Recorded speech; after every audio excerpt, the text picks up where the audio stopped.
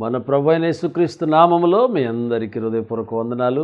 Calvary విజయం programme వీక్షిస్తున్న మిమ్మల్ని అందరినీ దేవుడు దీవించాలని మరొకసారి మీ అందరికి కూడా ఆహ్వానాన్ని తెలియజేస్తూ ఉన్నాం. పరిశుద్ధ బైబిల్ గ్రంథంలో మనం ధ్యానం నిమిత్తమై దేవుని యొక్క వాక్యాన్ని మనం చదువుకుందామండి. యోహాను సువార్త 1వ అధ్యాయము 12వ వాక్యాన్ని నేను చదువుతూ ఉన్నాను. తన్ని అందరూ అంగీకరించురో వారందరికీ, అనగా తన నామమునందు విశ్వాసం ఉంచిన వారికి దేవుని పిల్లలగుటకు ఆయన అధికారము అనుగ్రహించను. దేవుడు తన పరిశుద్ధ వాక్యం మన కొరకు దీవించునుగా. ప్రియమైన సహోదరి సహోదరులరా, యోహాను సువార్తలో 12వ వచనంలో ఇలా రాయబడింది, ఆయన అధికారం అనుగ్రహించను అని.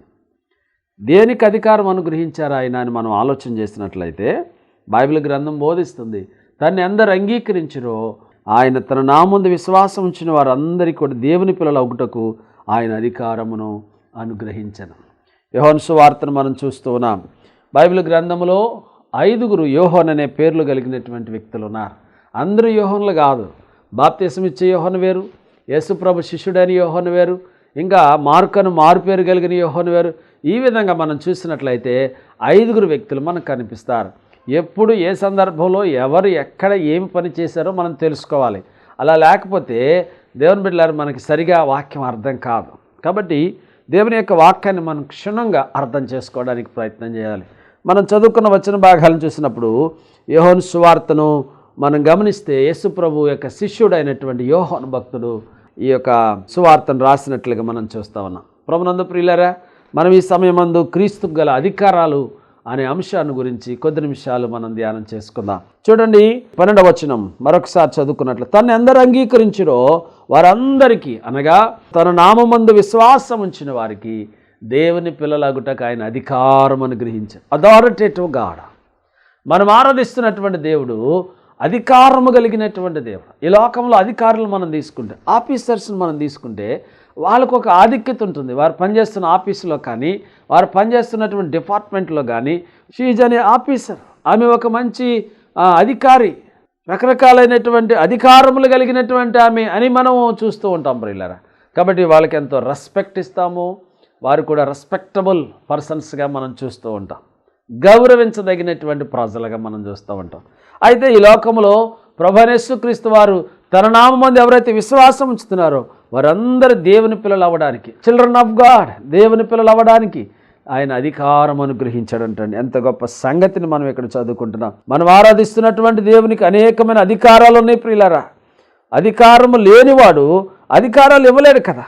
కానీ దేవుని యొక్క వాక్యంలో రాయబడింది, దేవుని బిడ్డలారా, ఆయన అధికారము కలిగినటువంటి వాడుగా, ఆయన బోధలు కానీ ఆయన పరిస్థితులు కానీ మనం చూసి అధికారం కలిగిన వాడలే బోధించాడట.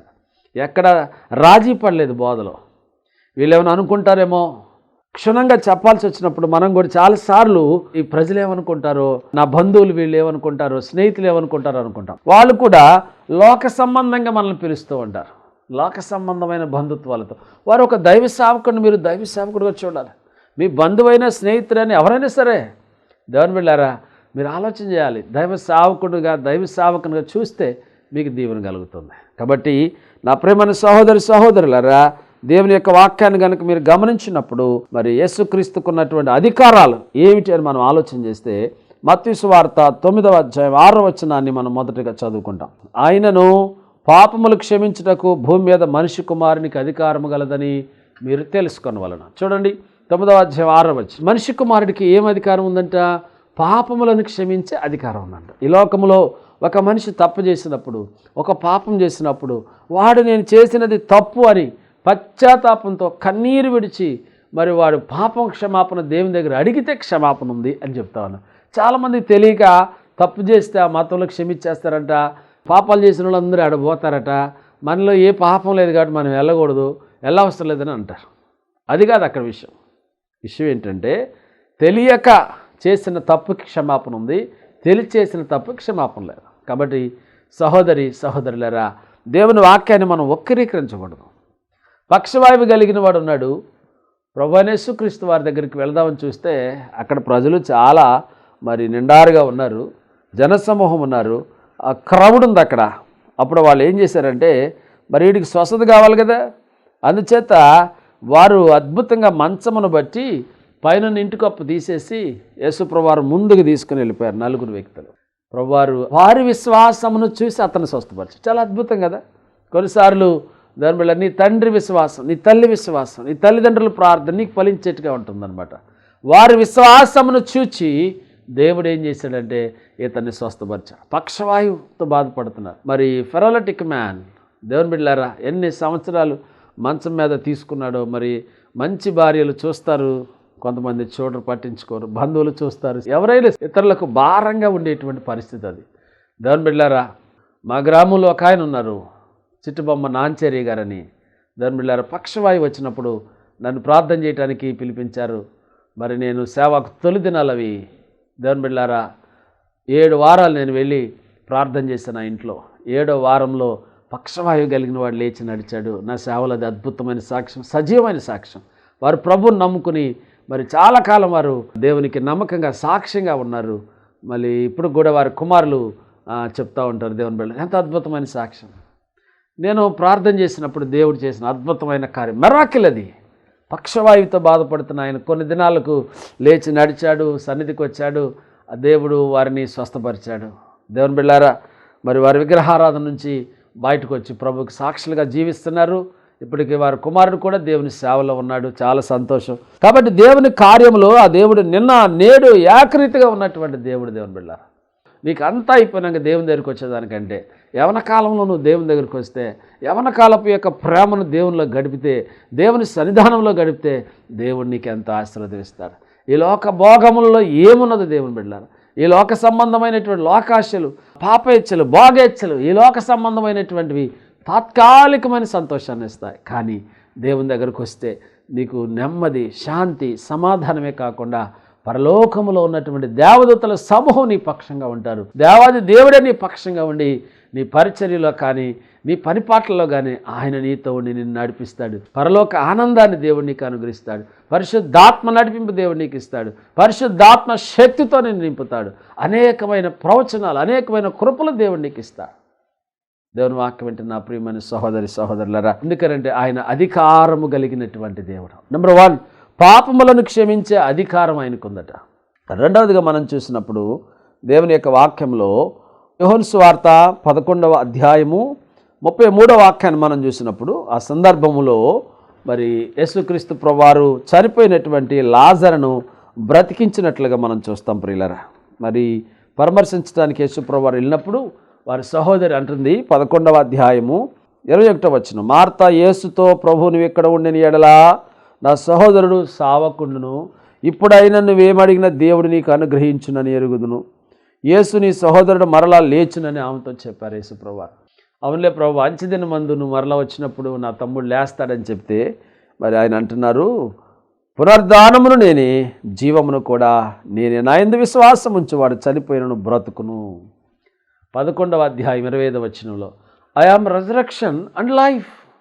యేసుక్రీస్తు ప్రభువారు చెప్పిన మాట అన్నమాట. పునరుద్ధానుడు, నువ్వు ఆరాధిస్తున్నటువంటి దేవుడు, నీ రోగములను బాపేటువంటి వాడు, నీ శ్రమ నుంచి విడుదల ఇచ్చేవాడు, నీ కష్టం నుంచి విడుదల ఇచ్చేవాడు ఆయన. అనుక్షణము నిన్నే కొలుతూ పునరుద్ధానుడా, పునరుద్ధానుడా, పరిశుద్ధుడా, అనుక్షణము నిన్నే, అనుక్షణము నిన్నే కొలుతూ పునరుద్ధానుడా, రోగినైన నాకై త్యాగమైనవే, రోగినైన నాకై త్యాగమైనవే, ద్రోహినైన నాకై దాహముగొన్నావే, ద్రోహినైన నాకై దాహముగొన్నావే, ఊహ కందదయ్యా నీ భాగ్యము, ఊహ కందదయ్యా నీ ధర్మము, అనుక్షణము నిన్నే, అనుక్షణము నిన్నే కొలుతూ పునరుద్ధానుడా, పునరుద్ధానుడా, పరిశుద్ధుడా, పునరుద్ధానుడా, పరిశుద్ధుడా, అనుక్షణము నిన్నే, గ్లోరీ, అనుక్షణము నిన్నే కొలుతూ పునరుద్ధానుడా. మన దేవుడు పునరుద్ధానుడు, మరణమును జయించినవాడు, చనిపోయినటువంటి ఆ యొక్క లాజరు దగ్గరికి వెళ్ళి, సమాధి దగ్గరికి వెళ్ళి ఆయన ఏడుస్తూ ఉన్నాడు. ఎందుకో తెలుసా? వారి అవిశ్వాసమును బట్టి. వెళ్ళదు ప్రభువా, సమాధిలో ఆయన 3 రోజులు అయిపోతుంది, అతను చనిపోయాడు కదా, వాసన కొడుతుందంటే అక్కడికి వెళ్ళాడు. యోహాను సువార్త 11:43లో లాజరు కమ్ అవుట్ అన్నప్పుడు ఆయన మాటలో శక్తి ఉన్నదంట. అందుకే దేవుని బిడ్డలారా, ఆయన వస్త్రపు చెంగులో శక్తి ఉన్నది కాబట్టి ఆ వస్త్రపు చెంగుని ముట్టినంతలో 12 సంవత్సరాలు బ్లడ్ క్యాన్సర్తో బాధపడుతున్న సహోదరికి స్వస్థత కలిగింది. ఈ వాక్యం వింటున్నా నీవు ఎలాంటి క్యాన్సర్, ఎలాంటి బాధ, ఎలాంటి అనారోగ్యం, every problem solution in Jesus Christ, every disease medicine in Jesus Christ. దాని బిడ్డలారా, ప్రతి వ్యాధికి ఆయనలో మందు ఉంది, ప్రతి సమస్యకు ఆయన దగ్గర పరిష్కారం ఉంది. Every problem solution in Jesus Christ. యేసుక్రీస్తు ప్రభువారు నిన్న నేడు ఒకే రీతిగా ఉన్నాడని దేవుని వాక్యం బోధిస్తూ ఉంది. ప్రియులారా, దేవుని వాక్యం వింటున్న సహోదరుడా, లాజరుని పిలిచినప్పుడు మృతులు ఆయన స్వరము విని లేచునని వాక్యంలో రాయబడినట్లుగా చనిపోయిన వ్యక్తి ఆయన మాట వినగానే కట్లలో మూలుగుతూ ఉన్నాడు. వాళ్ళందరిని పిలిచి అంటాడు, అబ్బాయి అతను కట్లు విప్పండి బయటకు వస్తాడంటే, మరి ఎవరు వెళ్ళారో, కొంతమంది పారిపోయి ఉంటారు, కొంతమంది చూస్తుంటారు. మొత్తం మీద జరిగిన పరిస్థితి ఏంటంటే కట్లు విప్పారండి. ఆయన బయటకు రాగానే దైవం అనుకున్నారు, కొంతమంది భూతం అనుకున్నారు, కానీ సజీవుడిగా లేచి వచ్చాడు. ప్రైజ్ ది లార్డ్, హల్లెలూయా. నువ్వు ఆరాధిస్తున్న దేవుడు సజీవుడు, జీసస్ అలైవ్. ఆయన సజీవుడు, శక్తి కలిగినటువంటి దేవుడు. మరణం మీద ఆయనకు అధికారం ఉన్నది. అందుకే యేసు ప్రభువారు కూడా మరణములో పాలిభాగస్తుడాయి. ఆయన మనిషి గనుక మరణించాడు, దేవుడు గనుక మరణాన్ని జయించి తిరిగి లేచాడు. మరణం పైన ఆయనకు అధికారము కలదు. నెంబర్ 1, ఆయన పాపముల మీద అధికారము గల దేవుడు. రెండవది, మరణం మీద అధికారం కలిగిన దేవుడు. మూడవది మనం చూస్తూ ఉంటాం, మత్తయి సువార్త 8వ అధ్యాయము 23 నుంచి 27 వరకు చదివినప్పుడు అక్కడ ప్రకృతి మీద ఆయనకు అధికారం ఉన్నట్లుగా మనం చూస్తున్నాం. ఈ ప్రకృతిలో ప్రకృతి శక్తుల మీద ఆయనకు, పంచభూతాల మీద ఆయనకు అధికారం ఉన్నట్లుగా మనం చూస్తూ ఉన్నాం. చూడండి, యేసు ప్రభువారు ఒక దోనెక్కినప్పుడు ఆయన శిష్యులు కూడా ఆయన వెంట వెళ్ళారు. మరి అంతటా సముద్రం మీద తుఫాను వచ్చింది, ఆ దోణి అలల చేత కప్పబడింది. అప్పుడు ఆయన అమరమును నిద్రపిస్తూ ఉన్నారు. నిద్రించుండగా వారు అంటున్నారు, అయ్యా మేము నశించిపోతున్నాం. మునిగితే ఆయన మునిగిపోతాడు, కానీ పైన కూర్చున్న వాళ్ళు ఏడుస్తున్నారు. అందుకే ఆయన అన్నారు, అల్ప విశ్వాసులారా ఎందుకు భయపడుచున్నారని చెప్పి ఆయన లేచి గాలిని గద్దించాడు. సముద్రాన్ని గద్దించినప్పుడు గాలి అణిగిపోయాను, సముద్రము నిమ్మలమైన. నీ కుటుంబంలో ఉన్న అలజడులు, నీ జీవితంలో ఉన్న అలజడులు, నీ జీవితంలో నువ్వు ఎక్కడ ఓడిపోయావు, ఎక్కడ మోసపోయావు, ఏ పరిస్థితిలో ఉన్నా నాకు తెలియదు, కానీ దేవుడు ఒక మాట మాత్రం సెలవిస్తే చాలయ్యా నా దాసుడు స్వస్థపడతాడని శతాధిపతి చెప్పినట్లుగా దేవుడు మాట మాత్రం సెలవిస్తే గాలి అరిగిపోయింది. మాట మాత్రం సెలవిస్తే సూర్యుడు, చంద్రుడు, దేవుని బిడ్డారా ఆగిపోతారు. దేవుని బిడ్డారా, కారణం ఏంటో తెలుసా? ఆయన మాట వలనవన్నీ కూడా కలిగాయి. అందుకని ప్రకృతి మీద అధికారం కలిగిన దేవుడు ఈయన. ప్రకృతి శక్తుల మీద అధికారం కలిగినటువంటి దేవుడు. 4వదిగా మనం గమనించినట్లయితే దేవుని యొక్క వాక్యములో మార్కు సువార్త 5వ అధ్యాయము 25వ వచనాన్ని మనం చూసినట్లయితే ఒక అద్భుతమైన మాట ఇక్కడ రాయబడింది. 12 సంవత్సరాల నుంచి రక్తస్రావంతో బాధపడుతూ ఉంది ఈమె, కానీ ఆయన వస్త్రం చెంగున ముట్టగానే స్వస్థపడింది. అంటే రోగముల మీద అధికారము కలిగినటువంటి దేవుడు. స్వస్థపరిచి యెహోవాను నేనే అని ప్రభు సెలవిస్తూ ఉన్నా. కాబట్టి ఈ వాక్యం వింటున్న నీవు ఎలాంటి ఇబ్బందులో ఉన్నావో, ఎలాంటి అనారోగ్యంలో ఉన్నావో ఒకసారి ఆలోచన చేస్తే ఆ పరిస్థితుల నుంచి దేవుడు నిన్ను స్వస్థపరిచేటువంటి దేవుడు. యెహోవా రఫా అనే ఎబ్రి మాటకు అర్థం ఏంటంటే నిన్ను స్వస్థపరచే దేవుడను నేనే. ప్రియమైన సహోదరులరా, మరి మార్కు సువార్త 5వ అధ్యాయం 11 నుంచి కొన్ని వచనాలు చదవగలిగితే అక్కడ శానాదయాలు పట్టినటువంటి వ్యక్తిని మనం చూస్తున్నాం. వాడు ఎప్పుడు కూడా సమాధుల్లో ఉంటాడు, రకరకాలుగా తిరుగుతూ ఉంటాడు, అక్కడ నిద్రపోతాడు, సంఖ్యలతో కట్టిన తెంపేస్తాడు.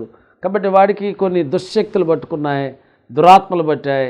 యేసుప్రభువారు ఆ గెరాసేనుల ప్రాంతం వెళ్ళినప్పుడు యేసుప్రభువారిని చూసి దయ్యం అంటుంది. ఆ దయ్యం పేరు శానా అన్నారు. శానా అంటే ఆ యొక్క రోమా భాషలో చెప్తారు లాగినని. దానికి చాలా చరిత్ర ఉంది, కానీ ఇక్కడ మనం చూసినట్లయితే 2000 దయ్యాలు ఇతన్ని పట్టుకున్నట్లుగా మనం చూస్తూ ఉంటున్నాం. సర్వోన్నతుడైన దేవుని కుమారుడా, మాతో నీకేం పని, ఇంకా నా సమయం రాలేదు కదా అని దయ్యం వెళ్ళి యేసు ప్రభువుని వేడుకుంటా ఉందన్నమాట. వేడుకుంటున్నప్పుడు ప్రభు అన్నారు, నజరేయుడైన యేసు నామములో నిన్ను గద్దిస్తున్నా, బయటకు పొమ్మన్నాడు. నోర్మై అన్నాడు. ఎందుకంటే దయ్యాలు ప్రసంగాలు చేయటం ఆయనకి ఇష్టం లేదు, దయ్యాలు మాట్లాడడం ఆయనకి ఇష్టం లేదు. తన స్వారూప్యంలో చేయబడిన మనిషి మాట్లాడడం ఆయనకి ఇష్టం, ఆయనకి సంతోషం.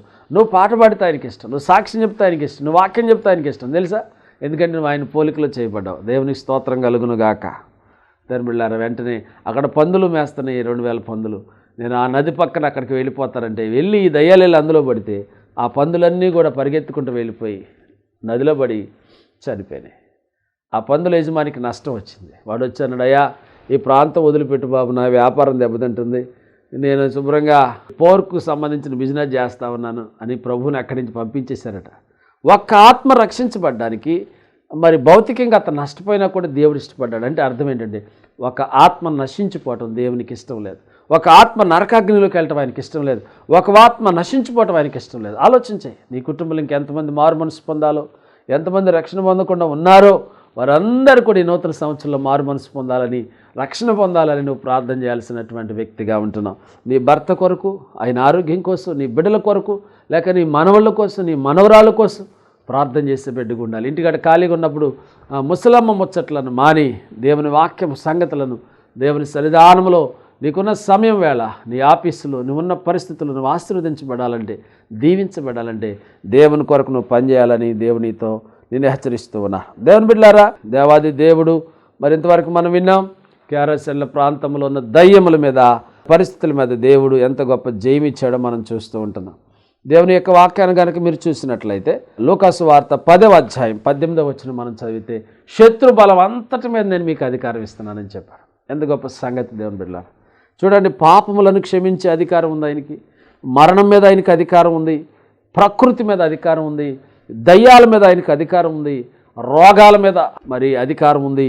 దేవుని బిడ్డలారా, అంతేకాదు శత్రు బలం అంతటి మీద క్రీస్తుకి అధికారం ఉంది. నీ శత్రువు ఎంత గొప్పవాడైనా, శత్రువైనటువంటి సాతానుని వాడి తలను చితగొట్టడానికి యేసు ప్రభు లోకానికి వచ్చాడు. ఎందుకంటే అపవాది క్రియలను లయపరచుటకే క్రీస్తు యేసు లోకమునకు ప్రత్యక్షమాయననే అద్భుతమైన మాట యోహాను భక్తుడు రాస్తూ ఉంటాడు. నా ప్రియమైన సహోదరుడా, సహోదరి, ఈ లోకంలో ఉన్నటువంటి వ్యక్తులకు అధికారాలు శాశ్వతం కాదు. 5 సంవత్సరాలు, సంవత్సరము, 2 సంవత్సరాలు అధికారాలు ఉంటాయి. అధికారం శాశ్వతం కాదు, ధనం శాశ్వతం కాదు, దాని బిళ్ళ డబ్బు శాశ్వతం కాదు. కొంతకాలం ఒకరి దగ్గర ఉంటుంది, మరొకసారి కొంతకాలం ఇంకొకరి దగ్గర ఉంటుంది. దేవుడు శాశ్వతం, ఆయనకి ఇచ్చిన రక్షణ శాశ్వతం, దేవుని కృప శాశ్వతం, దేవుని ప్రేమ శాశ్వతమైంది. అందుకనే దేవుని దగ్గరకు రా, దేవుని ఎద్దుకు వస్తారు. దేవుని వాక్యాన్ని నేను ముగిస్తూ ఉన్నాను. దేవుని బిడ్డలారా, బైబిల్ ఎలా రాయబడింది? రోమీయులకు రాసిన పత్రిక 9వ అధ్యాయం 5వ వచనం, ఈయన సర్వాధికారి అయిన దేవుడయుండి నిరంతర స్తోత్రార్హుడై ఉన్నాడు. నిరంతరము స్తుతించడానికి, స్తోత్రములను అందుకోవడానికి స్తోత్రార్హుడు. కాబట్టి ఆయన సర్వాధికారి అయినటువంటి దేవుడు. ప్రభువైన యేసుక్రీస్తు వారు సర్వ అధికారములు కలిగినటువంటి దేవుడు. చివరిగా మనం చూసినట్లయితే దేవుని బిడ్డలారా, అటువంటి గొప్ప దేవుని మనం కలిగను. గొప్ప దేవుడు ఎప్పుడు గొప్ప గొప్ప కార్యాలు చేస్తాడు. కాబట్టి దేవుని దగ్గరికి రండి, ఆయన మీ ఎద్దుకు వస్తారు. దేవుని బిడ్డలారా, ఇంకా నువ్వు దేవుని అంగీకరించకపోతే, ప్రభువైన యేసుక్రీస్తు వారు ఈ లోకంలో ఉన్నప్పుడు ఎన్నో అద్భుతాలు చేశారు, ఎన్నో మహత్కార్యాలు చేశారు. నీవు కూడా నమ్మితే నీ కుటుంబంలో ఆయన అద్భుతాలు చేస్తాడు. సాతానుడు అప్పుడప్పుడు నిన్ను బలహీనపరుస్తూ ఉంటాడు. నీ మొహం, నీకేముంది చదువు, నీకంటే గొప్పవాళ్ళు ఉన్నారు, నీకు జ్ఞానం ఏముంది, నీకు తెలివే ఉందని నేను బలహీనపరుస్తూ ఉంటాడు. వ్యక్తుల ద్వారా, స్నేహితుల ద్వారా, బంధువుల ద్వారా, భర్త ద్వారా, పిల్లల ద్వారా నిన్ను విసికించి నిన్ను భక్తి నుంచి దూరం చేయాలనేది వాడి యొక్క ఉద్దేశం. లేదు, దేవుడు ఆలస్యమైనా కానీ అద్భుతమైనటువంటి దీవెన నీకు ఇస్తాడు. ఒకవేళ నీ లోన్ ఆలస్యమైందా, దేవుడు నీకు సహాయం చేస్తాడు. ఎందుకంటే దేవాది దేవునికి అసాధ్యమైనది ఏమి లేదు. నీ ఆశను ఆయన భంగం కానేరడు. నీ కోరికను సిద్ధింపచేసి నీ ఆలోచన యావత్తు ఆయన నీకు సఫలపరుస్తాడు. ఆయన గొప్ప దేవుడు. నా ప్రియమైన సహోదరి, సహోదరుడా, దేవుని వాక్యం విన్నావు. క్రీస్తు గల అధికారాల గురించి మనం నేర్చుకున్నాం. పాపములను క్షమించే అధికారం ఉంది ఆయనకి, మరణం మీద అధికారం ఉంది ఆయనకి, ప్రకృతి మీద అధికారం ఉంది, దయ్యాల మీద అధికారం ఉంది. అందుకే దయ్యపు శక్తులతో బాధపడుతున్న అతను విడిపించాడు. రోగముల మీద అధికారం కలిగినటువంటి దేవుడు, రోగముల నుంచి విడిపించినటువంటి దేవుడు, శత్రుబలం అంతటి మీద అధికారం కలిగిన దేవుడు, సాతాన్ని సిలువలో చిత్తకొట్టినటువంటి దేవుడు, ఓడించినటువంటి దేవుడు. ప్రియులారా, అంతేకాదు సర్వాధికారం కలిగినటువంటి దేవుడు, సర్వాధికారి. ఎల్షడాయ్ అంటే అర్థం ఏంటి తెలియదు, సర్వ అధికారములు కలిగిన దేవుడు. ఈ లోకంలో ఒక వార్డు మెంబర్కి అధికారం ఉంటుంది, ఈ లోకంలో ఒక పంచాయతీ ప్రెసిడెంట్కి అంతవరకు అధికారం ఉంటుంది, ఈ లోకంలో ఒక ఎమ్మెల్యేకు నియోజకవర్గం వరకు అధికారం ఉంటుంది. ఈ లోకంలో ఒక ఎంపీకి 7 నియోజకవర్గాల వరకు అధికారం ఉంటుంది. ఈ లోకంలో ఒక సీఎం గారికి, చీఫ్ మినిస్టర్ గారికి ఆ రాష్ట్రం వరకే అధికారం ఉంటుంది. ఒక ప్రధానమంత్రి పిఎం గారికి ఆ దేశానికి అధికారం ఉంటుంది. కానీ యేసుక్రీస్తు సర్వ అధికారములు కలిగినటువంటి దేవుడు, సర్వ లోకానికి చక్రవర్తి, సర్వ ప్రపంచానికి చక్రవర్తి, ఆ దేవదేవుని కుమారుడు కొంటున్న ఈ భాగ్యం. ఆయన భూలోకములో, పరలోకములో, పాతాళ లోకములో అన్నిటిలో కూడా అధికారం కలిగినటువంటి దేవుడు. ఆ అధికారం కలిగిన దేవుని దగ్గరికి రా. ఆ దేవుని నిన్ను దీవించి ఆశీర్వదిస్తారు. అథారిటేటివ్ గాడ్ ఆశీర్వదించే దేవుడు, అధికారముతో ఆయన అద్భుతాలు చేసే దేవుడు. అట్టి అధికారం కలిగిన దేవుని కృపలో నీవు నీ కుటుంబం వర్ధిల్లి ఆశీర్వదించబడి సదాకాలం దేవుని కృప నీకు తోడైండునుగాక. ఆమేన్. ప్రార్థన చేసుకుందాం. సకల ఆశీర్వాదములకు కారణభూతుడు అయిన తండ్రి, మా ప్రియ ప్రభువా, నీకు వందనాలు స్తోత్రాలు చెల్లిస్తూ ఉన్నాను. నువ్వెంతైనా నమ్మదగిన దేవుడు. దేవా, ఈ సమయం మంది మీరు మాతో మాట్లాడారు. క్రీస్తు ప్రభు కల అధికారముల గురించి మేము విన్నాం. ఎంతమంది ఇంకా బలహీనులుగా ఆలోచన చేస్తున్నారు ప్రభా, క్రీస్తు యొక్క శక్తిని గురించి పొరపడుతున్నారు, లేఖనాల యొక్క శక్తిని గురించి పొరపడుతున్నారు. వారి నేత్రాలు మీరు తెరవండి. మా దేవుడు ఎంత గొప్పవాడో మీరు నేర్పిస్తూ ఉన్నారు. బిడ్డలందరినీ దీవించి ఆశీర్వదించండి. తమ గృహాలలో నెమ్మది, శాంతి, సమాధానం దయచేయండి. గొప్ప దీవెన ఆశీర్వాదంతో నింపమని క్రీస్తు దివ్యనామమున అడుగుచున్నాం తండ్రి. ఆమేన్. నా ప్రియమైన సహోదరులారా, ఈరోజు పెళ్లి రోజు, పుట్టినరోజు జరుపుకున్న వారికి మా ప్రోగ్రాం తరపున ప్రత్యేకమైన శుభాలు తెలియజేస్తూ ఉన్నాను. మరి ఈ ప్రోగ్రాం నిరంతరంగా సాగడానికి మీరు కూడా పాలుభాగస్తులు కండి. మరి తప్పనిసరిగా మా యొక్క టీవీ క్లబ్ ప్రోగ్రాంలో మీరు కూడా పాలుభాగస్తులై మీ కుటుంబాల్లో గొప్ప ఆశీర్వాదాలను దేవుడు అద్భుతాలు చేస్తారని మేము నమ్ముచున్నాం. మీరును సహకరించండి. స్క్రీన్ మీద వస్తున్న ఫోన్ నెంబర్లకు ఫోన్ చేసి మీ అవసరతలు తెలియచేయండి. మరి మీ స్పాన్సర్స్ని తప్పనిసరిగా మీరు విషయాలను తెలియచేయండి. మా యొక్క టీం వారు, మేము మీకు అందుబాటులో ఉంటాం. తప్పనిసరిగా దేవుడు మిమ్మల్ని దీవించి ఆశీర్వదించునుగాక. ఆమేన్. Praise the lord. జీవదాతా స్తుతి పాత్రుడా,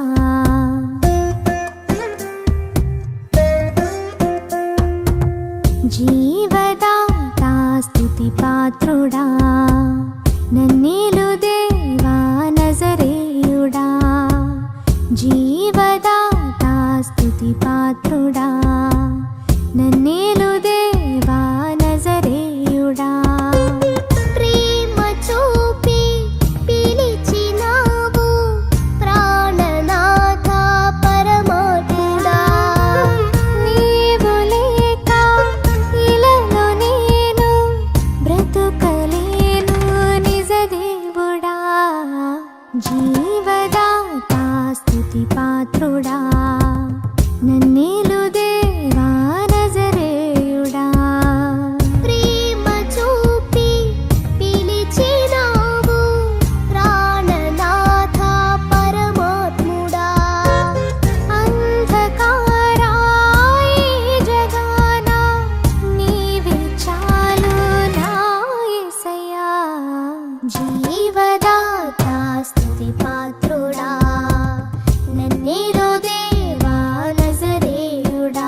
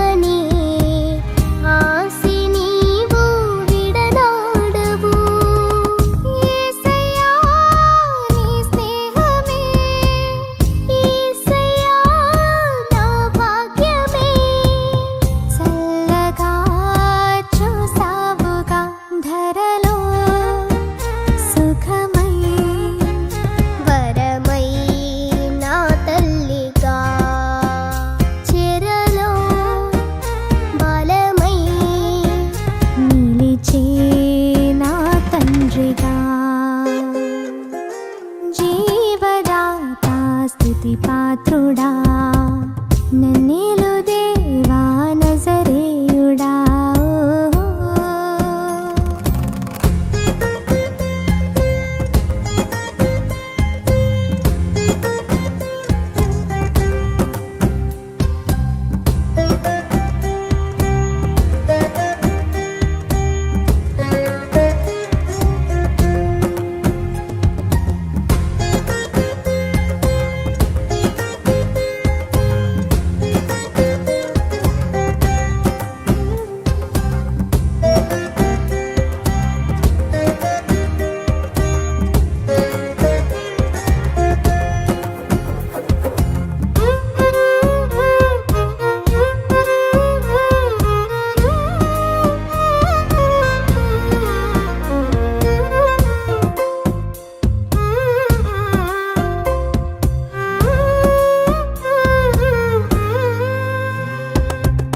నీదు మార్గము పరిపూర్ణము ఇలలో నాకు జయ గీతము అనిశము అభయము నీవే దేవా పరమాత్ముడా